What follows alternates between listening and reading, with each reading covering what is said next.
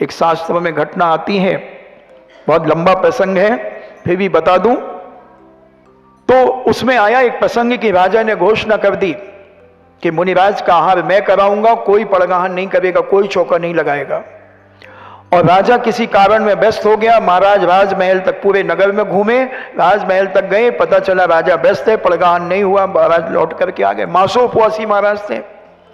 फिर 1 महीने के बाद फिर उठे। राजा की घोषणा थी कि ऐसे तपस्वी महाराज का मैं ही आहार कराऊंगा, कोई दूसरा नहीं कराएगा।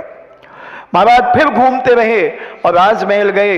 राजमहल में आग लग गई, सारे व्यवस्थापक उसमें लग गए, राजा उसमें चला गया। महाराज आकर के चले गए, आहार नहीं हुआ। 3 महीने आहार फिर उठे तो राजा का हाथी पागल हो गया। राजा महाराज मरण को प्राप्त हो गए। और उसका आखिर राजा स्वयं को उसका जो कर्म बंध हुआ वो आगे आप पढ़ेंगे, अपन सुनेंगे। तो कभी किसी के आहार दान में विघ्न मत डालना। विघ्न करण अंतराय से, पूज्य उमा स्वामी महाराज ने तत्वार सूत्र में कहा, क्यों आते हैं तुम्हारे अच्छे कार्यों में विघ्न? 2-4 10 तो रोज ही आती हैं। महाराज जी धंधा पानी नहीं चल रहा, कोई कुछ लेकर के।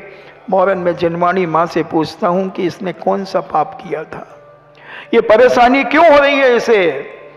तब हमारा कर्म कहता है, कर्म सिद्धांत कहता है, इसने विघ्न डाले हैं दूसरों के अच्छे कार्यों में। अच्छे कार्यों में कभी विघ्न मत डालना बंधुओं।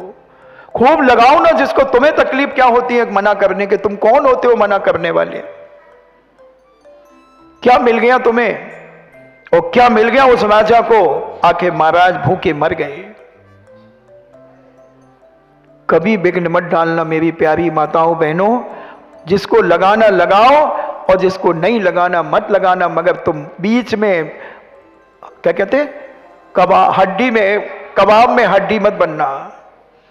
यानी तुम उसके जीवन में विघ्न मत डालना, उसके पुण्य को छेड़ने का प्रयास मत करना, पुण्य रोकने का प्रयास नहीं करना, तुम्हारा जीवन रुक जाएगा। कभी नहीं करना। और अगर कर लिया हो तो क्षमा याचना कर लेना।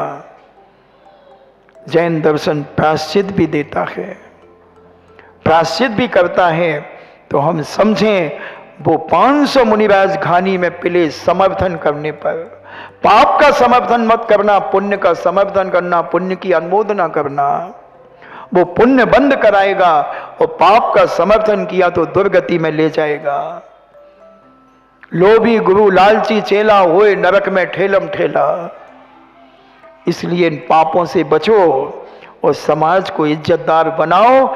ये किटी मिटाओ।